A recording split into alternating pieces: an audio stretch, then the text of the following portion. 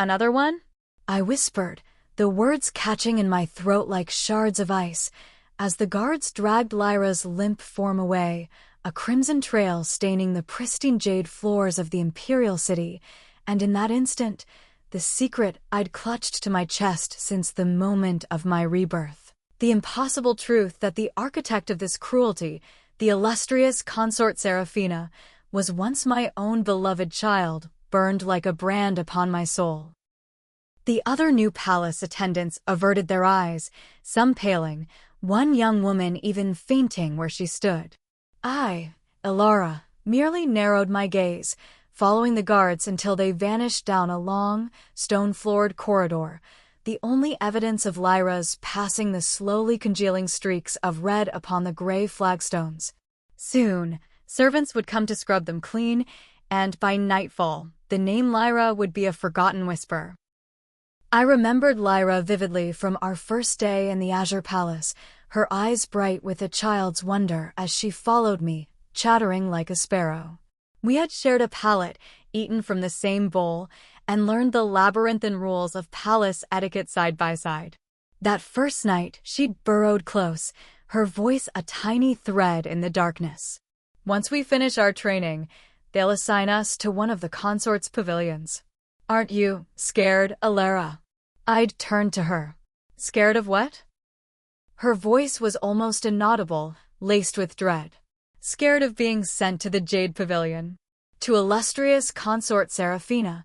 They say her heart is coiled like a shadow serpent. The number of attendants, both maids and eunuchs, who had met untimely ends under her service, was a tally no one dared keep. I hadn't answered. She'd shrunk further under the thin blanket, murmuring a prayer that such ill fortune would not befall us. Fate, it seemed, had a cruel sense of irony. Lyra was assigned to the Jade Pavilion. 7 days later, she was a cold corpse. I drew my gaze from the fading stains and quietly dispersed with the remaining attendants. We were initially assigned to the Dowager Consort's quiet wing, but she, preferring solitude, soon dismissed us. Mistress Waya, the formidable overseer of palace maids, summoned us, her eyes sweeping over our trembling forms. Her voice was flat. As you've witnessed, the Jade Pavilion is now short-handed. Another attendant must be sent. The words had barely left her lips when a few girls visibly paled. Mina, the youngest among us, fell to her knees, forehead pressed to the stone. Please, Mistress Waya, show mercy. My parents await news from me beyond the palace walls. I don't want to die. She clutched at the matron's robes, tears and mucus streaming down her face. Mistress Waya's expression darkened. Her hand arced, and a sharp crack echoed as she struck Mina across the cheek. Guard your tongue. Who taught you to speak of the Jade Pavilion as a charnel house? If such words reached the wrong ears, not even 10 heads would save your one. Mina, stunned into silence, could only sob, her lips trembling. Mistress Waya took a ragged breath, her voice now edged with irritation. No volunteers? Very well, I shall choose. Her finger rose, about to point. Mistress Waya, I stepped forward. Allow me. The other attendants stared at me as if I'd sprouted horns. Even Mistress Waya looked momentarily taken aback. You volunteer? Yes, I replied, because I didn't believe it. I couldn't believe that Seraphina, the illustrious consort, was truly the bloodthirsty monster of rumor. For I carried a secret, one heavier than any imperial decree. From the moment I drew my first breath in this life, I remembered every fragment of the life before. I knew who I had been, who I had married, and how I had died. So, when I heard whispers in the palace of an illustrious consort named Seraphina, I had moved heaven and earth to enter this gilded cage. It wasn't until I chanced upon a painted portrait of her that my suspicions solidified into a certainty that chilled me to the bone. She was my daughter. In my previous life, I remembered the day I drew my last breath. Rain had fallen since dawn, a soft, persistent tapping against the window lattice. The sound, muffled by the wind, seemed to drift from a place far, far away. The only clarity was the choked sobs of my little girl beside my pillow, her voice raw. "Don't leave me, Mother. Please, don't leave me. If you go, who will I have? Father only cares for Lady Isolde and my little brother. He's never spared me a thought. Now you're leaving me too." I tried to lift my hand, to stroke her hair, but my fingers were leaden, devoid of strength. My vision blurred, then dissolved into darkness. The last thing I heard was her heartrending cry, "Mother." That night, I went in Mistress Wya's chambers. Kneeling, my voice was low but steady. "Mistress Wya, I implore your compassion. I do not wish to die. Please show me a path to survival."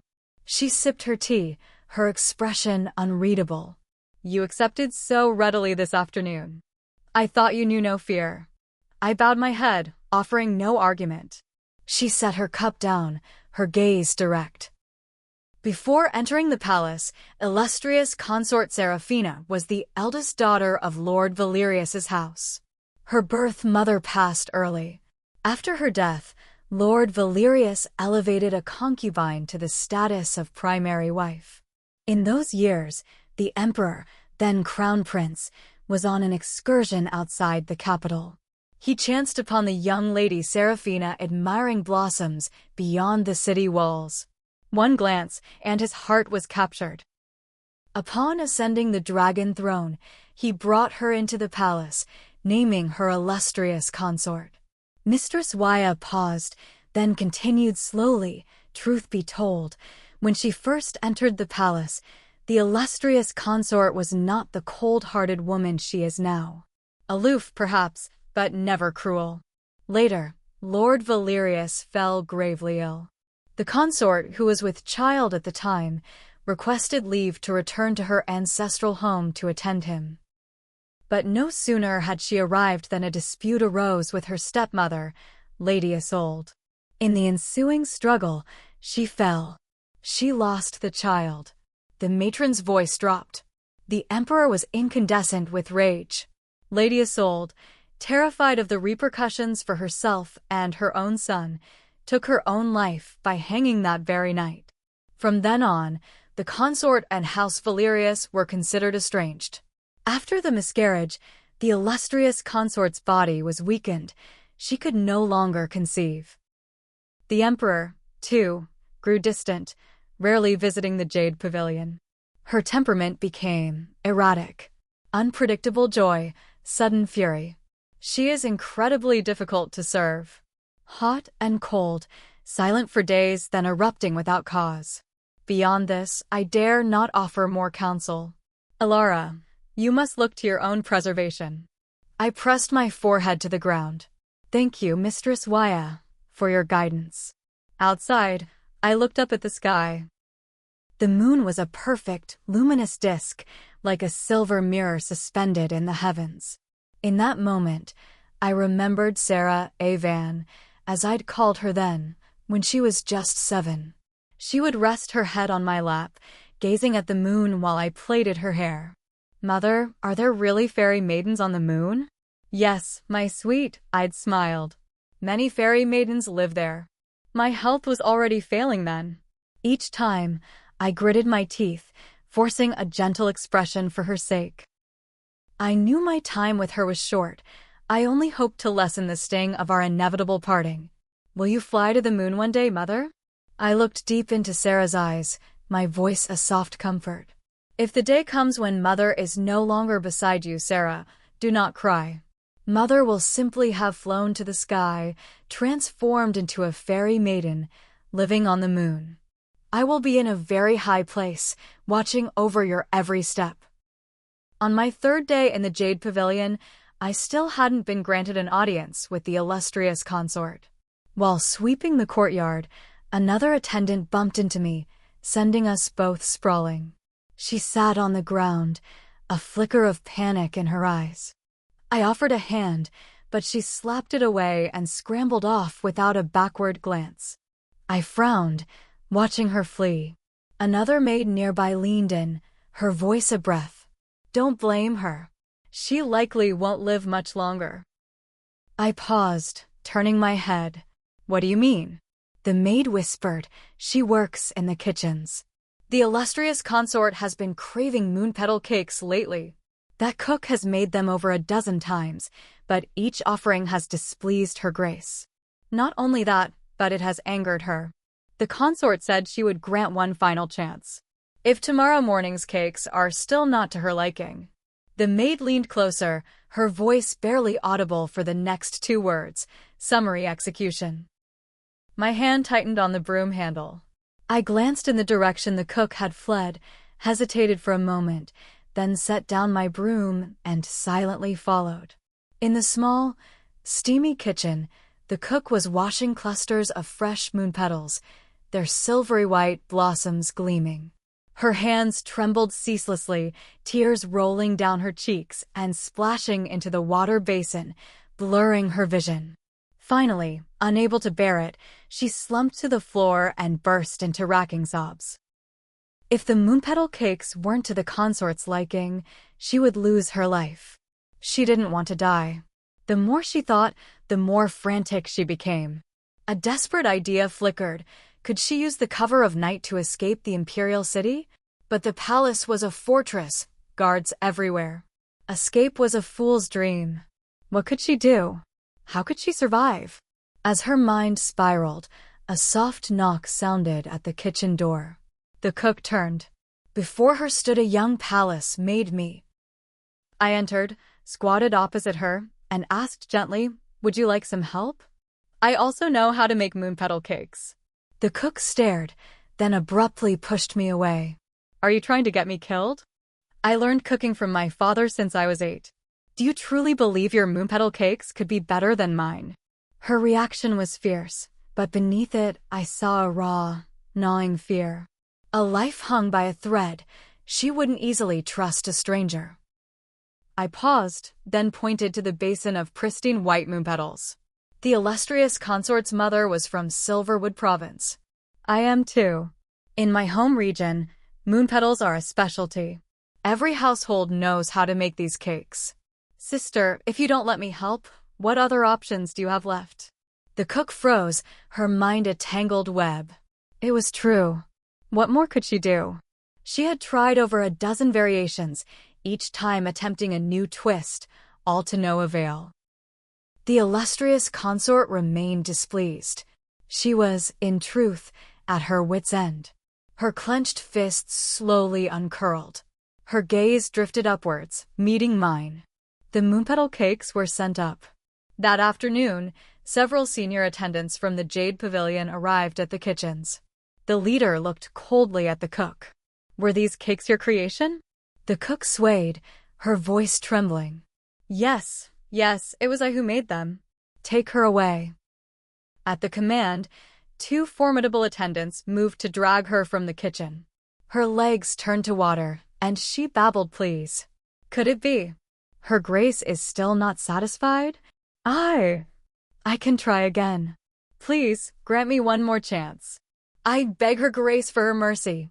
But the attendants were like stone, silent. Despair washed over her.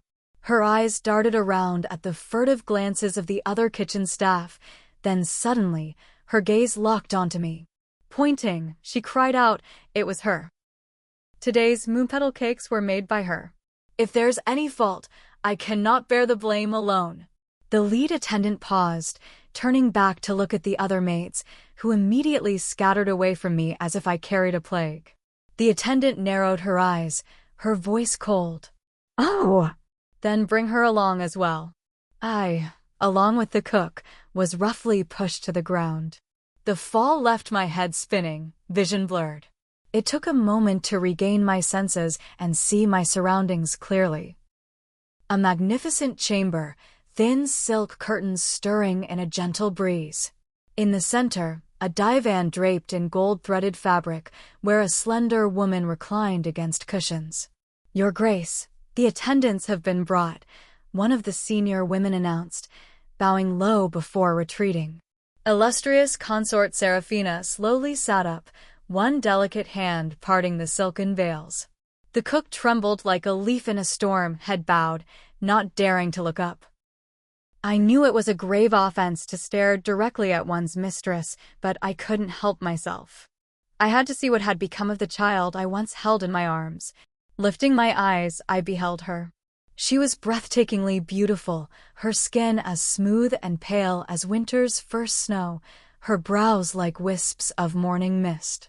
Yet within her exquisite phoenix eyes, there glinted an unfathomable coldness, an aloofness that chilled the air.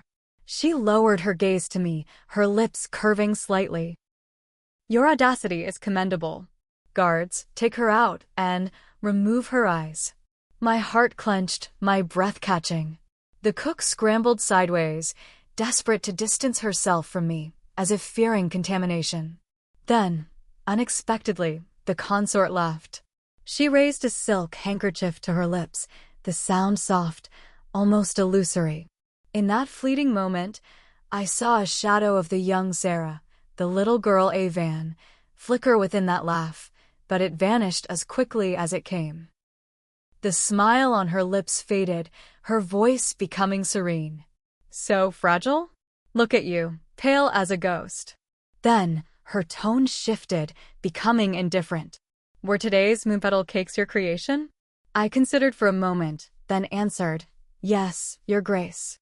The consort nodded slightly, a long, slender finger, nails painted crimson, gesturing forward. "Guards, drag her out.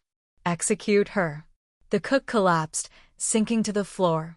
She looked up at the consort, her eyes wide with horrified disbelief.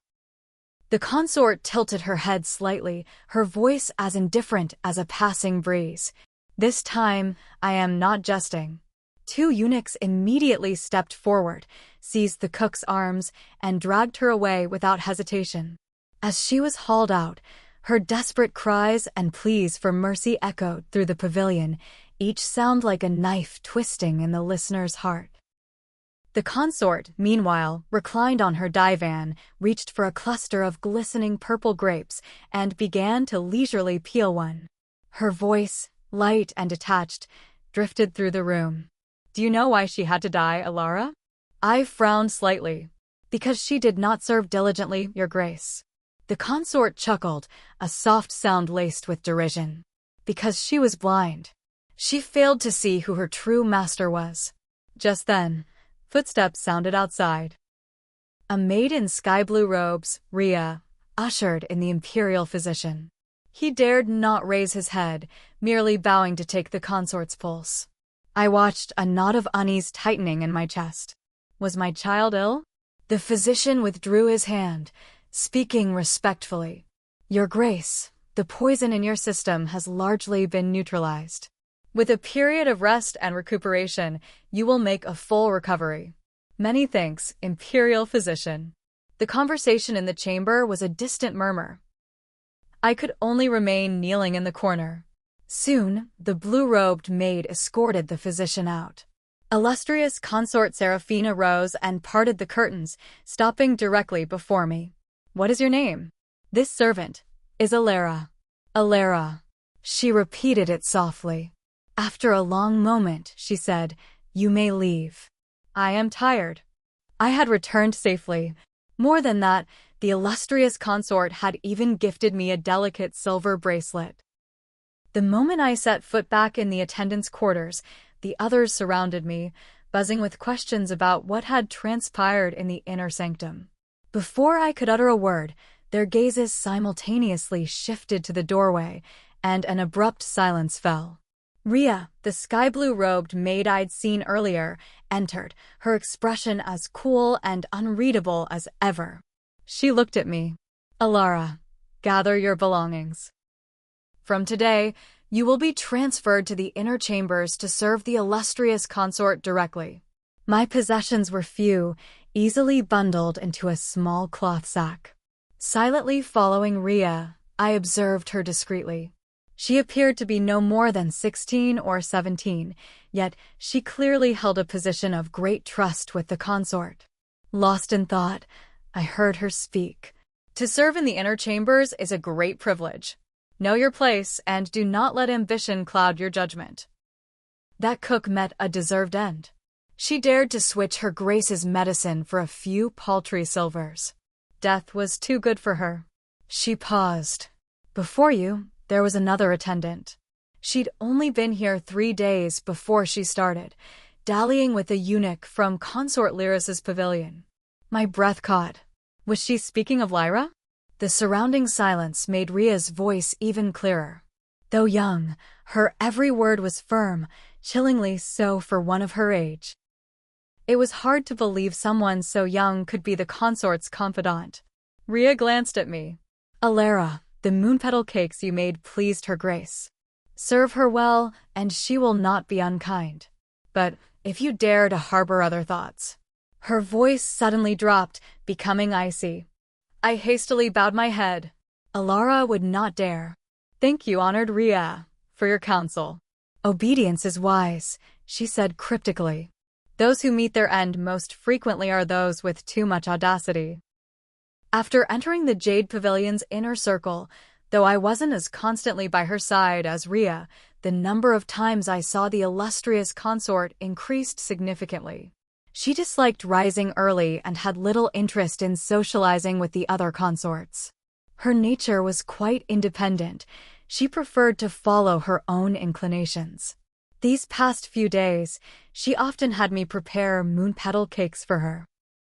When she ate, she was always very quiet, her head bowed, lashes casting shadows, making it impossible to know her thoughts. I increasingly felt that the Illustrious Consort was not the cruel, ruthless woman of rumor. It was as if she were concealing a multitude of secrets. And because of this, my desire to draw closer to her, to understand her, grew stronger. I yearned to earn her trust. The opportunity came sooner than I expected. That night, I woke suddenly from a dream, hearing footsteps outside.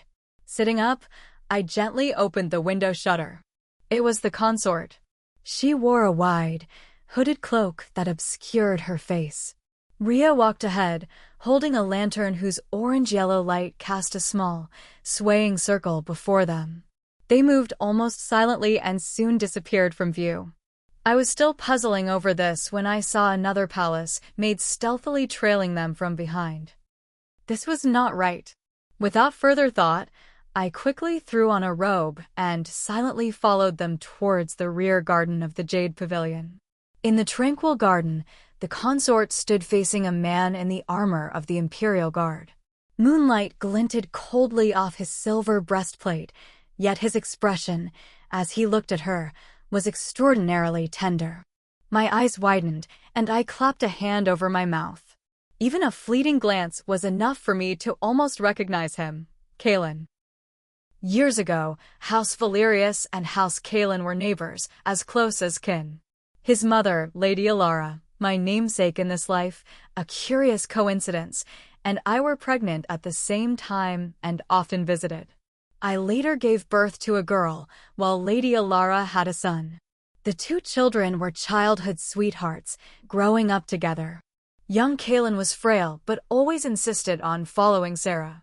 Though Sarah was only 10 days older, she played the elder, making him call her Sister Sarah.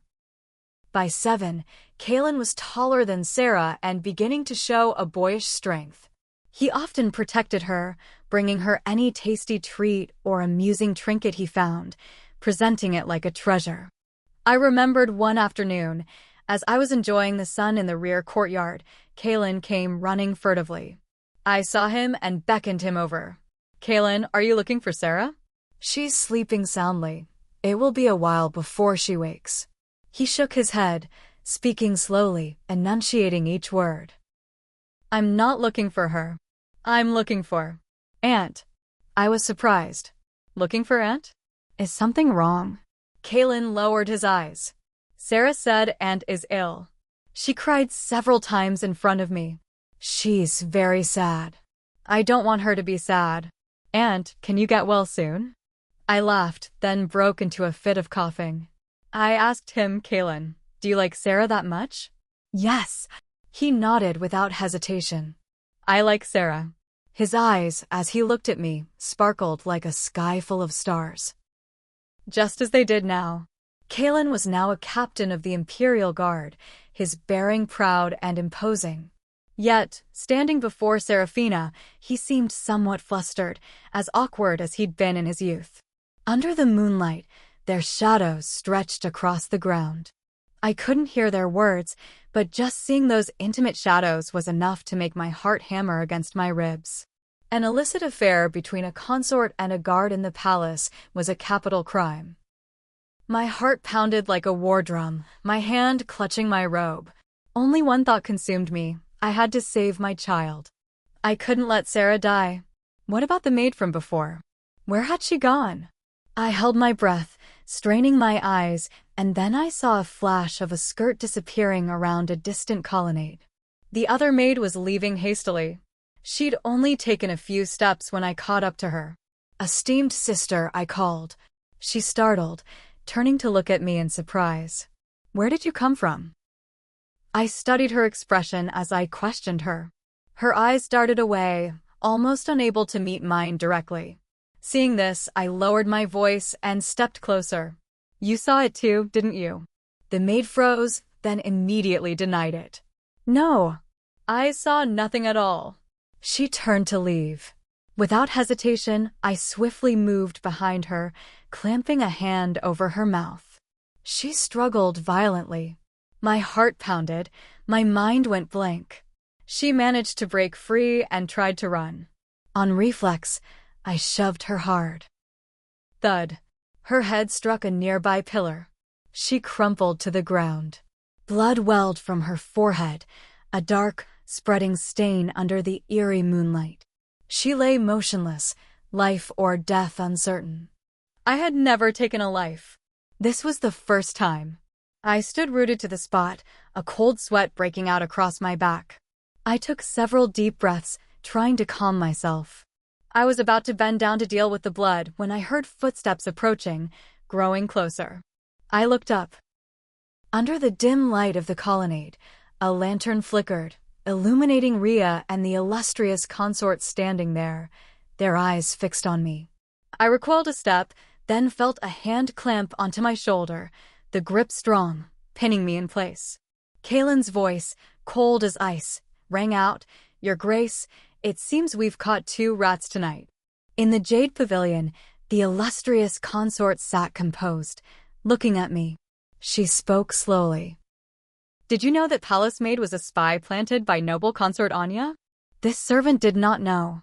My daughter raised an eyebrow slightly. "Then why did you silence her?" I remained silent, weighing my words. Then I heard her tone change. "So, you did see it then?" My daughter, consorting with the captain of the Imperial Guard. I lifted my head and looked at Seraphina, speaking slowly. "I saw. But this servant belongs to the Jade Pavilion. I know who my true mistress is." I feared that maid would speak recklessly outside, damaging your Grace's reputation. In my panic, I acted rashly and ended her life. I paused, then bowed my head low. "If your Grace still harbors doubts, this servant submits to your judgment." Seraphina looked down at me for a long time. Finally, the corners of her lips curved slightly. "Your first time taking a life?" "Yes, your Grace." "It must have frightened you."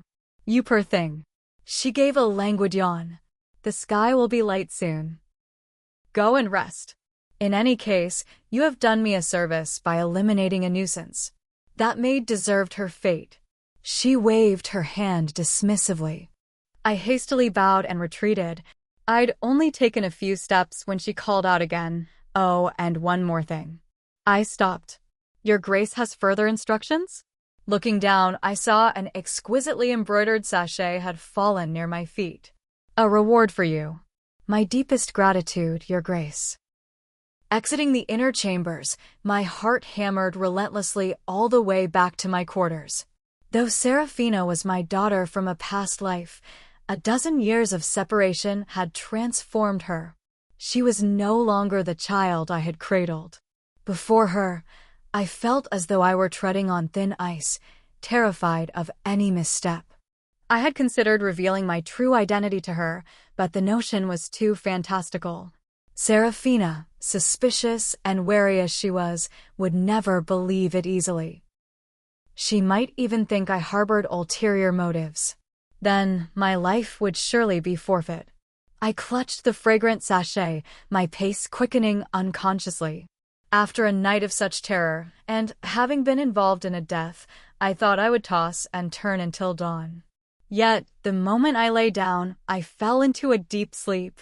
Looking at the sachet beside my pillow, a complex emotion welled within me. It had a calming aroma. Before I could dwell on it, Rhea arrived at my courtyard. Before the other attendants, she relayed the Illustrious Consort's decree. I was promoted to first-rank attendant, permitted to serve closely by her grace's side. The admiring gazes of the others focused on me. I quickly composed myself, stepped forward to receive the order, and expressed my thanks. Dressed in the fine silks of a first-rank attendant, I followed Rhea to the Illustrious Consort. My daughter was seated beneath a canopy of moon-etel blossoms, a gentle breeze stirring the hem of her gown, her beauty ethereal. I approached, cowed out, and offered my gratitude. She suddenly said, "The moon-petal cakes you make, I enjoy them very much." Then she asked, "From whom did you learn this skill?" "From my own mother, your grace." Seraphina looked at me, her gaze softening. Since entering the Jade Pavilion, this was the first time I had seen such gentleness in her expression. A pang of sorrow shot through my heart.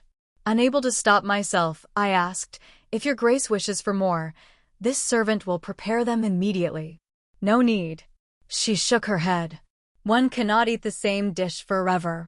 Her gaze drifted to the fallen moon-petal blossoms at her feet. She murmured, "It seems those from Silverwood Province are indeed skillful. Even the flavor of the cakes is identical." Noble Consort Anya fell ill. Word was, it was serious. She coughed blood day and night. Imperial physicians came and went, one after another, yet all were powerless. The moment I heard the news, I instinctively felt the Illustrious Consort might be connected. It wasn't that I disbelieved my daughter, it was just too coincidental. After discovering Noble Consort Anya had planted a spy in the Jade Pavilion, Seraphina had personally visited her. Not long after, Noble Consort Anya fell ill. Suspicion was one thing, but I dared not interfere, nor did I have the standing to do so. In this Imperial City, every step was a potential abyss. The Illustrious Consort's path was already fraught with peril. I had to be even more mindful of my own place. At the beginning of the 6th month, Noble Consort Anya's condition worsened. The Imperial physicians advised complete rest and quiet. The Emperor issued a decree, allowing her to leave the palace and recuperate at the Sunstone Monastery. The day she departed, Seraphina sat alone in her courtyard, drinking wine, cup after cup, until they were all empty. I approached to gently dissuade her. She merely waved her hand. Another one defeated. "Today I am joyful." Her voice was already thick with wine. She grasped my hand, her eyes hazy, veiled by intoxication. Suddenly, she softly called out, "Mother." My heart lurched. Astonished, I looked up at her. The next second, her eyes cleared slightly, but her voice remained slurred. "Do you know how my mother died?" I took a deep breath, struggling to maintain my composure. "I heard that Lady Valerius passed from an illness." Seraphina shook her head. "No." I froze. She leaned closer, the scent of wine wafting over me, her voice dropping to a whisper beside my ear, uttering words that shattered my world. "My mother was poisoned to death by my father." I stared, stunned. My mother was of humble birth, merely a songstress from the floating world in Silverwood Province. My father, on his way to the capital for the imperial examinations, met her by chance. He was smitten at first sight. Later, when he failed the examinations and dared not return to his ancestral home, he stayed in Silverwood. A year later, they secretly pledged their troth, and I was born. The year after that, my father finally passed the examinations. The whole family moved to the capital. Father's rise through the ranks was swift. Within 5 years, he reached the 4th rank. It was then that Grand Preceptor Isolde's daughter took notice of him. She insisted on marrying into House Valerius, even accepting the status of a concubine. Her voice was a low murmur, recounting the old sorrows of House Valerius. And how could I not know these things? I had lived with Lord Valerius, with tongue lamb, as he was then for so many years. From understanding and love to resentment and regret. All the bitterness began the day Lady Isolde, Don Tuetmai, stepped into our home. She, with her noble status, though merely a concubine, carried an air that overshadowed me, the official wife. The servants in the household listened only to her. Valerius respected her, deferred to her, and bade me endure everything. Then, she became pregnant and bore him a son. I feared Sarah A. Van would suffer the same slights as I, so I resolved to fight for her, just once. But how could I contend against her? The more I fought, the more disappointment filled Valerius's eyes when he looked at me. The more I fought, the more I lost. My hand suddenly felt warm. Looking down, I realized Seraphina, overcome by wine, had rested her head on my hand. She sighed softly, but continued her tale. Grand Preceptor Isolde wielded immense power. Naturally, he did not want his daughter to remain a mere concubine in House Valerius. So, he pressured and cajoled my father, compelling him to elevate Lady Isolde to the position of primary wife within a year. My father was a man of great pride. The act of divorcing his wife, especially the wife who had shared his hardships, was something he could not bring himself to do. She paused, then let out a strange, cold laugh. Indeed, he dared not cast off his wife, fearing the world's scorn. So, he chose to silence her instead. He added a substance to my mother's medicinal broths every day. The dose was small, not immediately lethal. But day by day, month by month, it accumulated. Eventually, it was enough to end her life. My hands trembled, my breathing chaotic. The world before my eyes began to distort, to twist. What my daughter spoke of, I had never known. I had always believed I died of illness, that my body was too weak to endure. I had never suspected poison, and the one who administered it, Valerius. Tongue lamb, the man I had once trusted above all others. Memories flooded back like a relentless torrent, Valerius's gentle smiles, concealing his calculations. The peculiar look in his eyes each time he urged me to take my meals, my medicine. The doubtful expressions of the physicians. So, all along, the signs had been there. I stared blankly into space, tears streaming unbidden down my face, some falling onto Seraphina's cheek. She frowned, raising a hand to her face. "Is it raining?" Then she staggered to her feet, hand outstretched, looking up at the sky. Night had fully fallen. I wiped my tears, trying to compose myself. "No, Your Grace, it is not raining."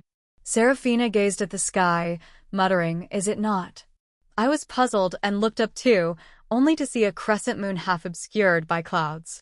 Yet she continued to stare, lost in thought. The night breeze blew, carrying a faint chill.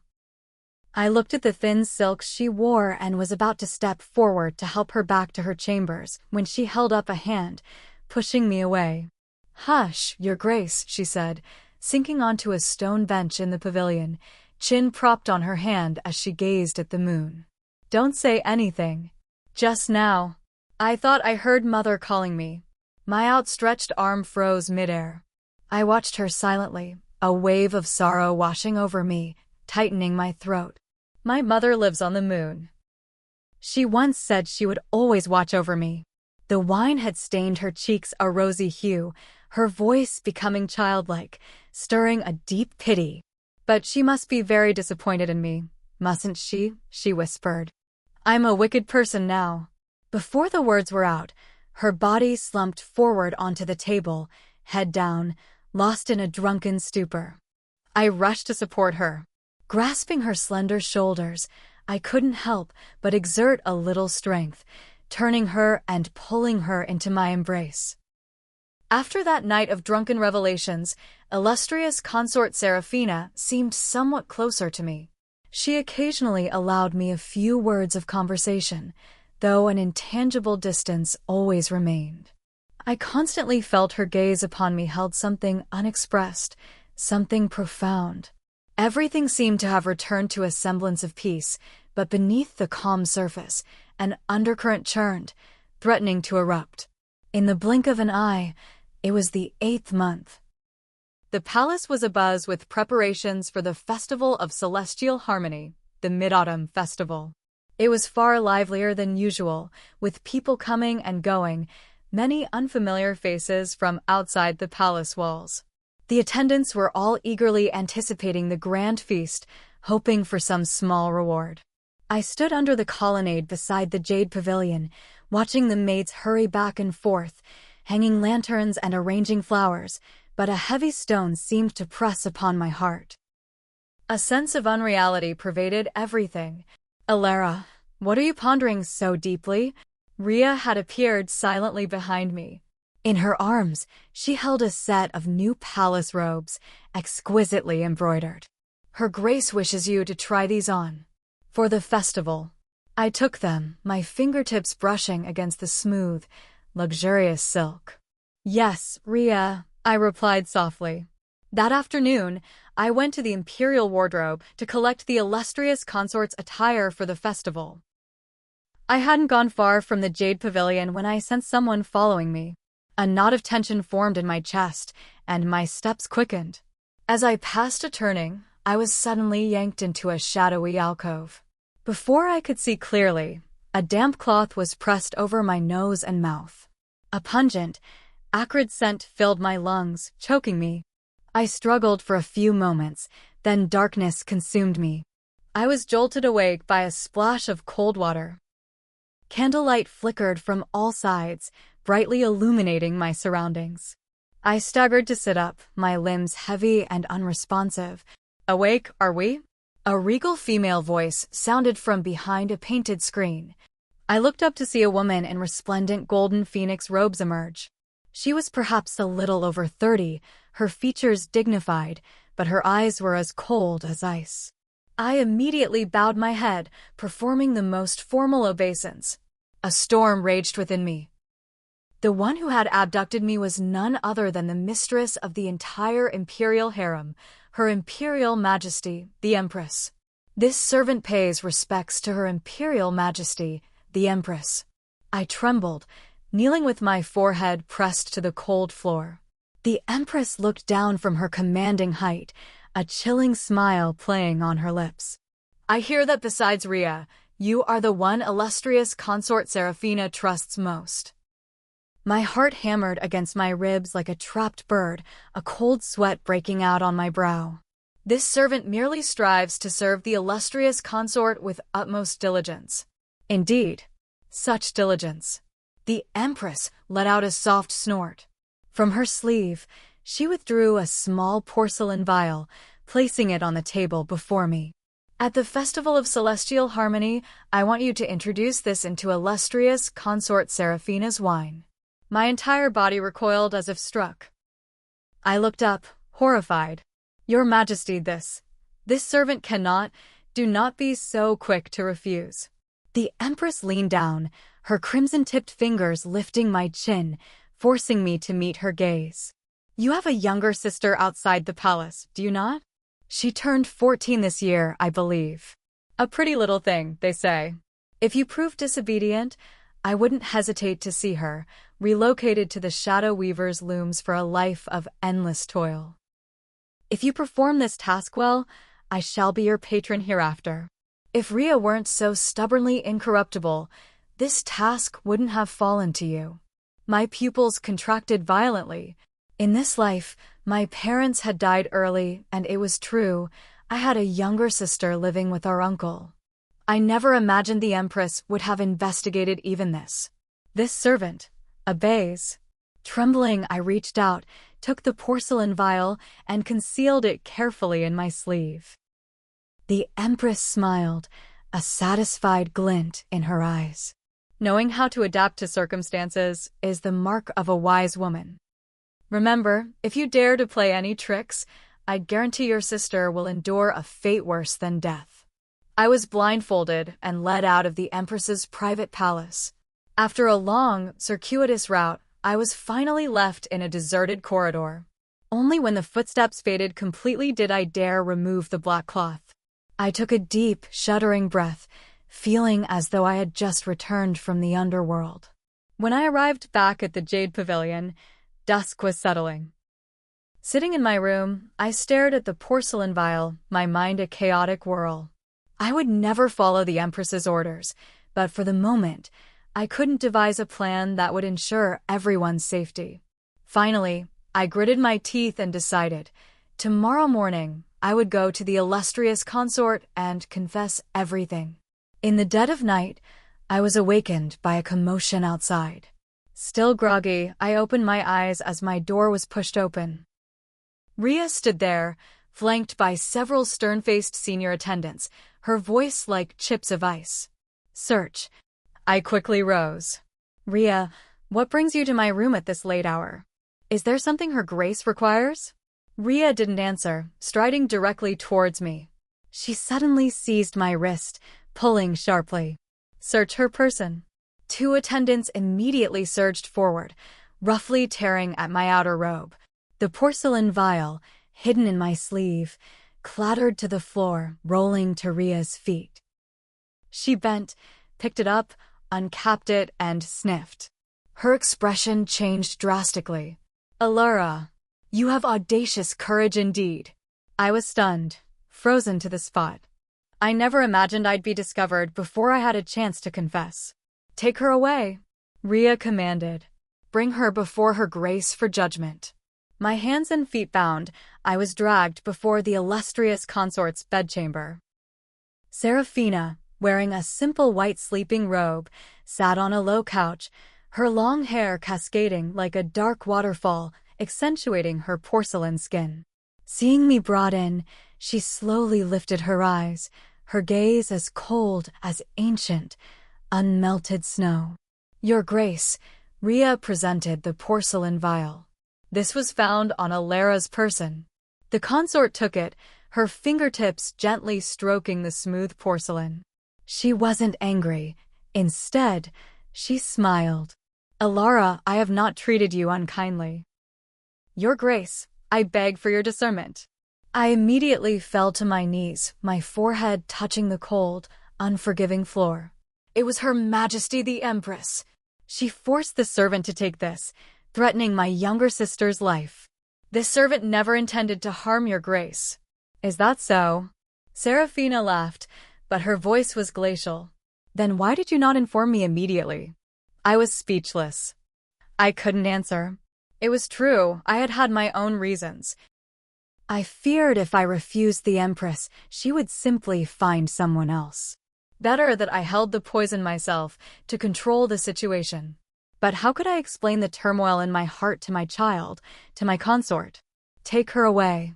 Seraphina didn't even look at me, turning away as she gave the cold command. "Beat her to death." My body turned to ice. I looked up at her, still the same as when I first met her in this palace, cold, ruthless, without a trace of mercy. In my sleeve, I dug my nails into my palm, the pain a sharp anchor to reality. I had no way out. I had to make her believe me no matter the cost.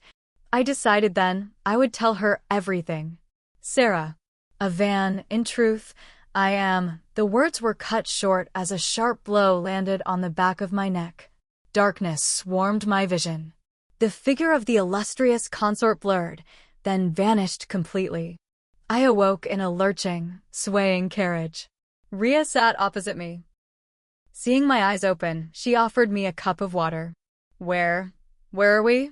I struggled to sit up, noticing I was now dressed in simple, coarse-spun clothes. "On the road leaving the capital," Rhea answered softly. "Her Grace had long prepared an escape route for you. She anticipated the Empress would make a move." I gripped her hand tightly. "We have to go back. Her Grace is in danger." Rhea smiled bitterly. If I could have persuaded her, I wouldn't be sitting here. Your Grace's safety was her paramount concern. Her face, though still young, was etched with a profound weariness. The contrast was stark, so stark I couldn't ignore it. For so long, I'd had a feeling that Rhea was familiar, an unexplainable, baseless familiarity. Now, as she sat opposite me, the look in her eyes as she met my gaze sent a shock through my entire being. Rhea turned to look out the carriage window. Outside, the streets were unusually bustling, a cacophony of voices and movement. I didn't know what she saw, but she suddenly stiffened, a flicker of raw hatred in her eyes. I followed her gaze. It was fixed on the dilapidated former Valerius estate, once a grand and noble house, now a crumbling ruin. Do you know why Her Grace entered the palace? Rhea asked, her voice flat. I didn't answer. Palace gossip held that the Emperor and the Illustrious Consort had met outside the palace and fallen in love at first sight, but I had never believed it, because I knew the one Sarah Van had loved was Kaelin. Her Grace did not enter willingly. Rhea's voice turned frigid. That year, to curry favor with the Crown Prince, Lord Valerius personally delivered his own daughter to the royal bed. When Her Grace regained her senses, she sought death. It was the Crown Prince who stopped her. He told her one thing: the death of your mother, Lady Valerius, was orchestrated by Lord Valerius himself. With that single sentence, Her Grace abandoned her desire for death. She wanted revenge. Revenge for her mother. The Crown Prince knew everything, Rhea said slowly, each word a heavy blow against my heart. He coldly watched the Valerius family's internal strife, even subtly fueling it. After Her Grace entered the palace, he used her thirst for vengeance against her own family, making her his instrument to uproot Lord Valerius, to bring House Valerius crashing down. Lord Valerius, that cunning viper in court, first tried to win the Crown Prince's favor, then secretly colluded with Prince Tyrant. The Crown Prince, arrogant as he is, how could he tolerate being played by such a man? Rhea's words were like stones piling onto my heart, heavy, painful, making it difficult to breathe. I had known nothing. So, my Van had suffered so much. So, behind her cold facade, she carried such immense burdens, endured such loathing, such manipulation. The cruelty and ruthlessness she displayed were merely armor, a defense mechanism in this treacherous imperial court, this den of dragons and tigers. And all of this, how did Rhea know it all so intimately? I looked at her, my eyes suddenly filled with a dawning, incredulous suspicion. In that instant, a premonition struck me. When I spoke, my voice trembled uncontrollably. Who are you really? Rhea turned to look at me, her expression completely transformed. She gave a pained smile. Haven't you guessed already? Like you, Lyra. I too carry memories of a life before. In my past life, my name was Nara. Nara. My heart reeled. Nara, a Van's wet nurse. Her husband had vanished on the battlefield, and his family, deeming her a bringer of ill fortune, cast her out shortly after she gave birth. It was I, in my life as Lady Valerius, who had given her shelter. She had treated Van with utmost devotion, caring for her as if she were her own flesh and blood. Mistress Alara. Rhea shook her head, a bitter smile playing on her lips. No, I should call you Lady Valerius, as you truly are. She looked at me, her eyes filled with sorrow, her voice trembling. My lady, why did you not come sooner? If only a little sooner, then perhaps things would not have reached this irreversible point. Her words struck me like a thunderbolt. My entire body trembled. I couldn't speak. Rhea, like me, carried memories of a past life. Which meant Van knew. My daughter had recognized me, perhaps from our very first meeting. Seeing the understanding dawn in my eyes, Rhea sighed. Her Grace knew. From the first glance, she recognized you. But she dared not acknowledge it. because what she was about to do was too perilous. My brow furrowed. What task? Rhea lowered her eyes, her voice dropping. Revenge. Revenge against the Emperor. At this moment, her voice was strangely calm, only a flicker of deep pain in her eyes. At the Festival of Celestial Harmony, Prince Tyrant will launch his rebellion. Her Grace is his agent within the palace. They have been preparing in secret for many years. Today, it is time for the reckoning. No. I surged upwards, my head striking the carriage roof with a painful thwack. It's too dangerous. We must go back now. Rhea grasped my shoulders, pressing me back down. My lady, you were sent away for your own protection. These past years, Her Grace has lived in misery, a life worse than death. The only thing sustaining her has been hatred. Now that you have returned, she cannot allow you to be drawn into this maelstrom. I stared at her, tears streaming down my face. But I am her mother. The Festival of Celestial Harmony was meant to be a joyous occasion. Yet on that day, the Imperial City transformed into a living hell, filled with screams and chaos. Prince Tyrant's soldiers breached the palace gates, surging directly towards the Hall of Tranquil Mists. The corridors were littered with the bodies of eunuchs and attendants, fresh blood dyeing the flagstones crimson. The Emperor and his consorts were escorted into the scholars' retreat for safety, while the Imperial Guard, swords drawn, attempted a desperate defense outside. "It's Seraphina," the Empress shrieked, her voice hoarse, all her usual dignity gone. "She conspired with Prince Tyrant. This treason deserves 1,000 deaths." All eyes turned to one figure. Seraphina calmly adjusted a stray lock of hair, as composed as if the turmoil had nothing to do with her. "Your Majesty, accusations require proof." The Empress glared. "I have proof." An attendant from the Jade Pavilion personally witnessed Prince Tyrant's confidant, disguised as a eunuch, entering and leaving your quarters. She had initially suspected an illicit affair between Seraphina and Prince Tyrant, hoarding this information, waiting for more concrete evidence to utterly destroy her. But her greed had made her miscalculate. She had never imagined Seraphina would dare actual rebellion. "Mere words are not proof, Your Majesty. Do not slander others." Seraphina's response was the same: accusations needed evidence. But just then, the Emperor snatched a long sword hanging on the wall and pressed it to her throat. "My dear consort," he hissed, his lips trembling, words barely forming. "Then tell me, did you or did you not conspire with Prince Tyrant to rebel?" Seraphina's expression did not change. She merely looked at him intently, a strange light glinting in her eyes. Her free hand, hanging at her side, trembled slightly. She tightened her grip on the dagger hidden in her sleeve, then suddenly lunged, plunging it into the Emperor's shoulder. The Emperor's sword grazed her neck, drawing a line of red, but she paid it no mind, both hands driving the dagger deeper. "I have waited for this day, waited for so long. You destroyed my family, so I shall make you lose everything you hold most dear." Her eyes were bloodshot, her demeanor frenzied. The Emperor, grunting in pain, grabbed her throat. "I should have killed you long ago, just as your father killed your mother." But the agony made him tremble, sapping his strength.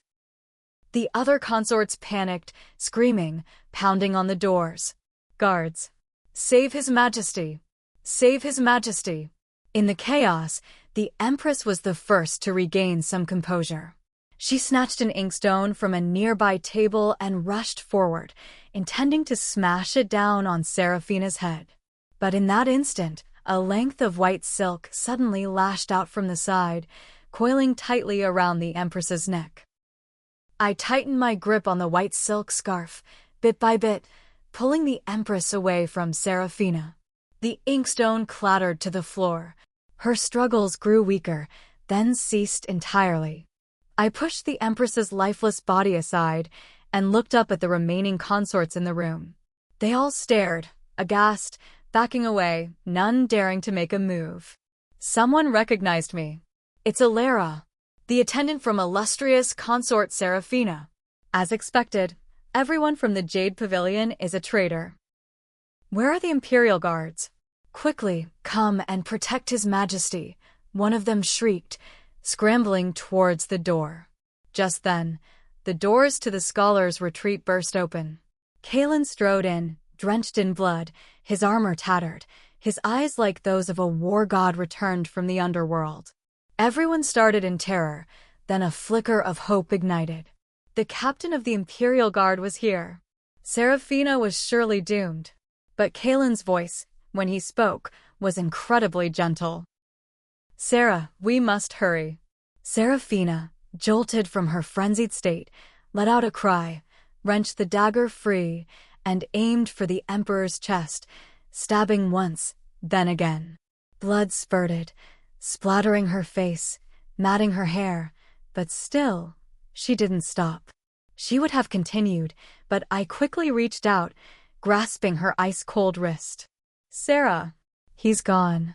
Seraphina froze, looking up at me, her eyes wide, vacant, then slowly clearing from a dazed confusion to sharp recognition. She didn't seem to believe it, reaching out to touch my face, her lips moving. "You? Why did you come back?" Her fingers, slick with blood, touched my cheek. She recoiled as if burned, then frantically tried to wipe it clean.